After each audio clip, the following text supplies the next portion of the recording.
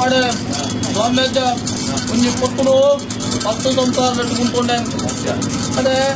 అప్పగానే పత్తు సంసారిక పక్కిత్తన మాత్రమే ముత్తు ಅದೇ ಅಪಾರ ಒಂಜಿ ಕೊಡ್ತರು ಇದನ್ನ ಸೋಲ್ದ ಕೂಡ ತಪ್ಪನಜ್ಜ